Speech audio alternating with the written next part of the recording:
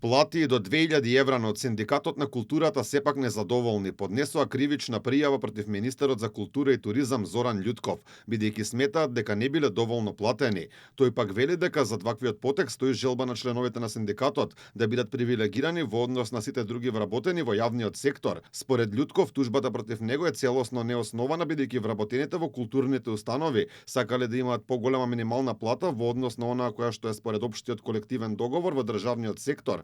Тензиите меѓу министрот и синдикалците почнаа уште утринава кога беше поднесена кривичната, бидејќи според нив Љутков ја злоупотребил службената положба и овластување и ги повредил правата од работен однос. Не беа расположени да одговорат на прашањата колку плюс месечно може да се добие врз основ на додатоци за работа надвор од работното место. Само се добива додаток на плата за теренска работа во тежнати услови за работа. За тоа се добива додаток на плата. Само да стигне тоа платата.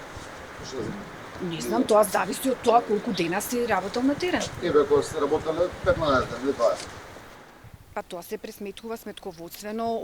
Ако некој работи во стоби, дали според вас треба тој сам да си обезбеди превоз до стоби или треба неговата институција да му го обезбеди тоа? Или треба сам да си го плати превозот до стоби? Љутков велејќи дека тужбата е целосно неоснована, како пример кажа дека пресметката на основната бруто плата во 2025 година изнесувала 36.000 денари, додека барањето на синдикатот било кај нив да се смета на износ од нешто повеќе од 39.500 денари, што е спротивно на законот за минимална плата. Во установите од културата, највисоката исплатена основна плата без додатоци и мина труд изнесуваше 83.563 денари, односно кога на овој износ ќе се додадат нели стажот, највисоките плати во културата ќе додадат и до 120.000 денари. Љутков кажа дека од страна на претседателот на синдикатот Вера Атанасовска биле изнесени низа лаги на пресконференцијата, како тоа дека немало покана за средба во министерството.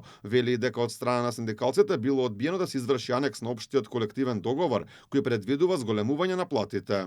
Заради усогласување, од страна на Министерството за култура било понудено склучување анекс на колективниот договор, што синдикатот го одбил. Од синдикатот кажа дека има повеќе од 800 тужби од вработени во културата против институции и државата, а имало над 50 судски пресуди, од кои 8 правосилни. За нив не представувало притисок врз правосудството, што до судскиот совет поднеле пријава против апелационен судија бидејќи не им се допаѓа неговата одлука, еден предмет да го врати на повторно одлучување во првостепена инстанца.